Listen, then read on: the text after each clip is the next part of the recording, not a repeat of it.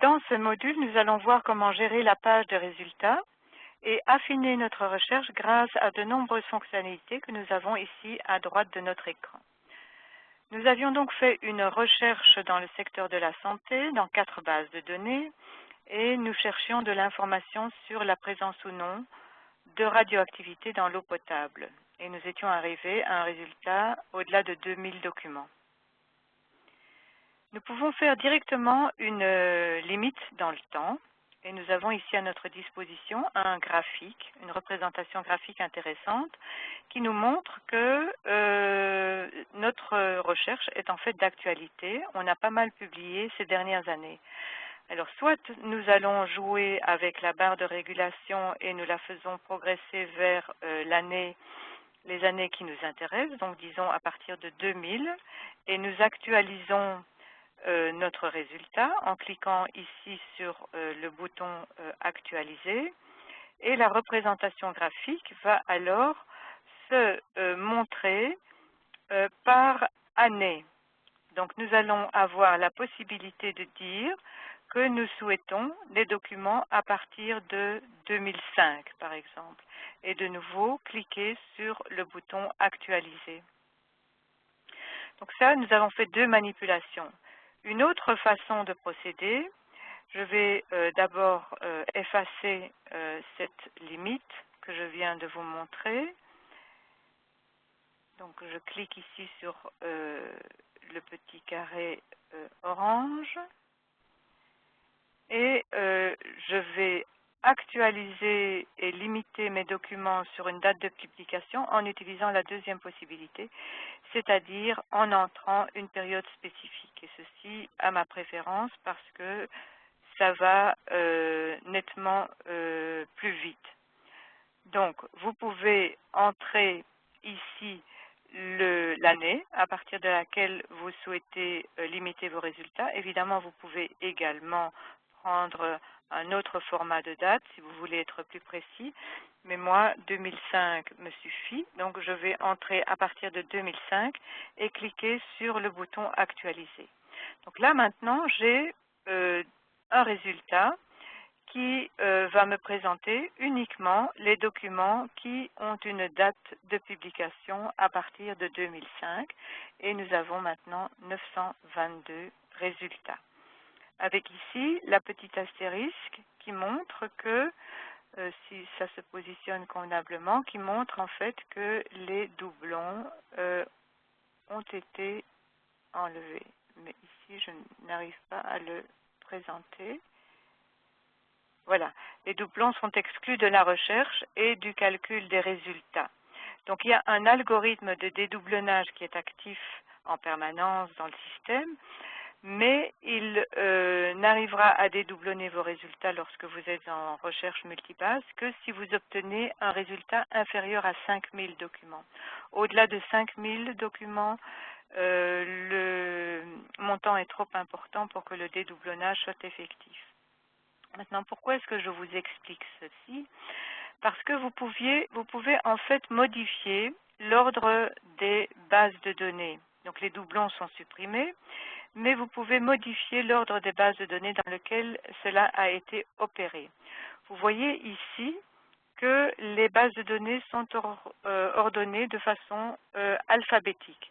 Donc s'il y avait eu des doublons entre Biosys et Medline, c'est le document de Biosys qui aurait été maintenu.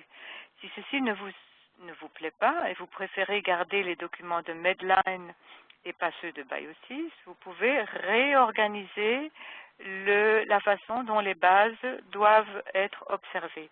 Donc vous faites glisser Medline au-dessus de la barre bleue, et vous pouvez ensuite, par exemple, prendre Mbase, etc. Soit vous les faites glisser au-dessus de la barre bleue, soit vous indiquez vous-même les numéros de préférence dans le petit encart que vous avez ici à gauche de la base, 1 étant évidemment le numéro de priorité, donc en priorité, gardez les documents de Medline. Et puis, lorsque vous avez défini votre ordre de préférence, vous cliquez sur « Appliquer les bases de données préférées » et le système va vous garder les documents tels que vous l'avez souhaité. Je vous conseille de faire ceci en fin de stratégie, pour que tout fonctionne correctement. Je ne vais pas le faire cette fois-ci, je vais donc annuler la procédure, mais vous avez compris comment vous devez réorganiser la préférence de vos bases de données si tel était votre souhait. Nous allons aussi parler du classement. Vous voyez que par défaut, j'ai demandé dans mes préférences qu'on me montre les dates les plus récentes d'abord. Si en cours de recherche, je change d'avis, je peux définir une autre option et demander par exemple que le classement se fasse par pertinence ou par date les plus anciennes. Donc ça, c'est au niveau des classements par date. Le dédoublonnage, nous l'avons décrit. Si vous souhaitez dans vos résultats inclure les doublons, vous pouvez le faire en cliquant sur le bouton « Inclure doublons ».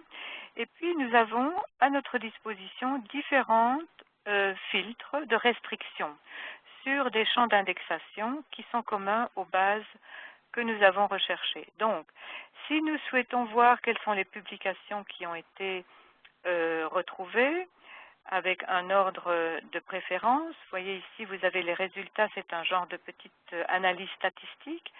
Donc, ce journal-là a donné le plus de résultats. Et une chose sur laquelle je dois attirer votre attention, c'est que, par exemple, nous avons un exemple ici, cette revue de radiation protection dosimétrie, elle se retrouve juste en dessous, mais écrite différemment. Donc, il s'agit en fait de la même publication, mais qui a été indexée de façon différente par certains fournisseurs. Donc, si c'est cette publication qui vous intéresse, il y a lieu de prendre les deux options et de faire votre restriction sur ces deux options en cliquant donc sur « Restreindre mes résultats ».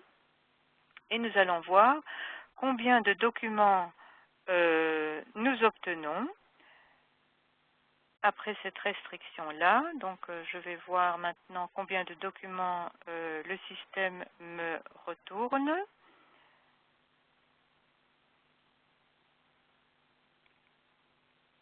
Voilà, j'ai 69 résultats qui ont été retrouvés dans après cette restriction-là.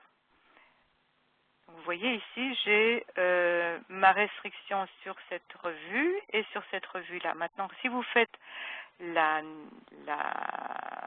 l'addition des résultats que vous avez dans les filtres de restriction, elle est supérieure aux résultats que vous obtenez ici, 69 résultats, parce que le dédoublonnage ne s'effectue pas dans les filtres de restriction. Maintenant, nous pouvons nous demander quelles sont les bases de données qui ont réagi. Et nous voyons en effet que Medline, Embase, CABabstract a indexé cette publication-là. Et si nous faisons le total des résultats que nous avons ici, nous obtenons le même total que ce que nous avions ici au niveau des publications. De nouveau, sans le dédoublonnage. Voilà, ça c'est une façon d'affiner votre stratégie. Vous pourriez avoir une autre façon de le faire. Nous allons maintenant supprimer la restriction que nous avons faite sur les publications pour nous occuper des autres façons d'indexer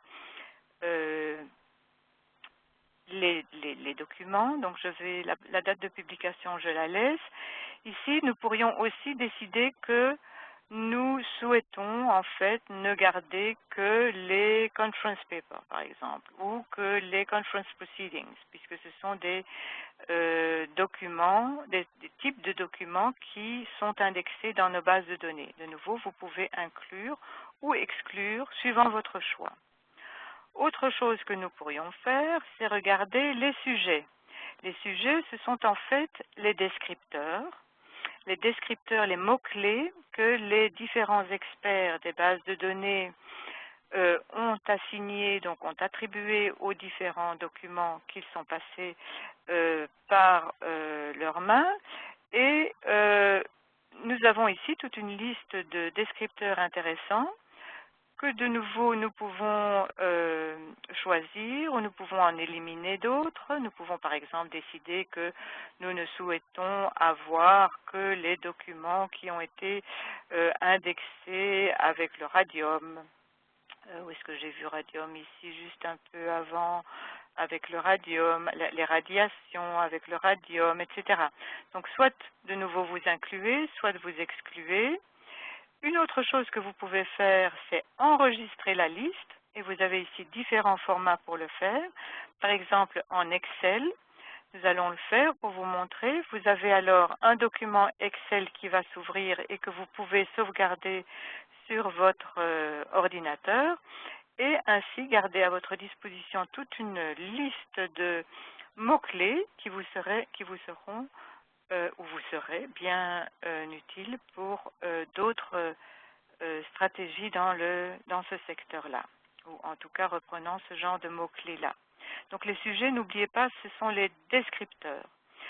Alors, le champ d'indexation suivant, ce sont les auteurs. Donc, les auteurs ont été en effet indexés dans ces bases que nous sommes en train de rechercher.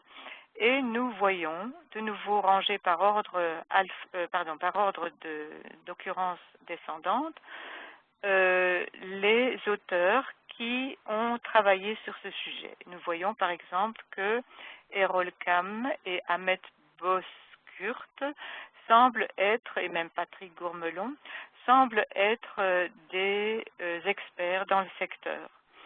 Nous pourrions sortir la liste de la même façon que ce que nous avons fait pour les sujets et par exemple l'envoyer à la personne qui vous a demandé cette recherche-là et lui demander si éventuellement il y a un auteur ou l'autre qu'elle favorise pour la recherche qu'elle est en train de faire. Une chose que je dois vous indiquer également, c'est que vous pouvez faire un classement différent, donc un classement par ordre alphabétique. Et pourquoi est-ce intéressant?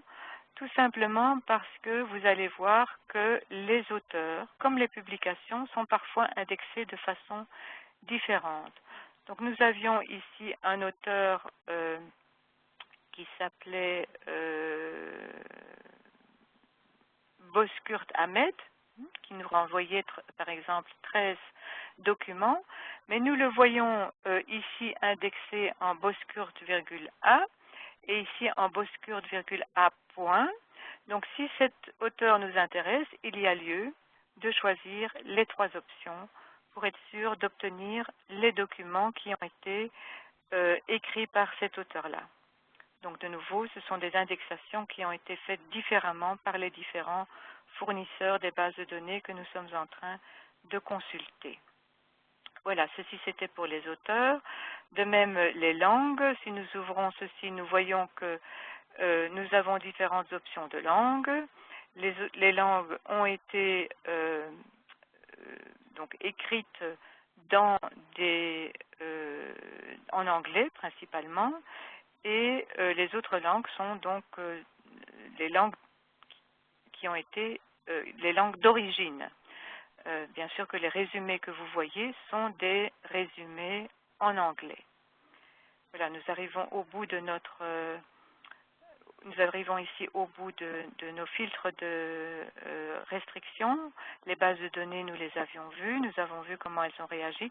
Donc chaque fois que vous ouvrez un filtre, c'est les 5 premières occurrences qui se présentent. Ici nous avons 4 bases de données, donc nous les avons déjà toutes les 4, mais dans les publications, les sujets, les auteurs que nous avons vus, si nous voulons aller au-delà de l'information qui nous est fournie, il faut cliquer sur autre option. Voilà, nous arrivons à la fin de ce module. Nous avons vu comment nous pouvons aisément affiner notre recherche grâce aux différents filtres de restriction sur champ d'index, ici à la droite de l'écran. Et nous vous souhaitons, bien sûr, de faire des recherches intéressantes, même en recherche simple. Donc, nous avions travaillé en recherche simple, mais vous voyez que vous pouvez affiner votre stratégie de façon très professionnelle grâce à ces différents fonctionnalités qui sont à votre disposition et qui sont gratuites. Donc je rappelle que la recherche sur ProQuest Dialogue est gratuite et que tout ce que nous avons vu jusqu'à présent est gratuit. Nous commencerons à être facturés à partir du moment où nous ouvrons des documents. Et ceci fera l'objet d'un autre module. N'oubliez pas que nous sommes à votre disposition si vous avez le moindre souci. Et l'adresse à utiliser, c'est customer@dialogue.com, dialogue, D-I-A-L-O-G, comme en anglais, .com.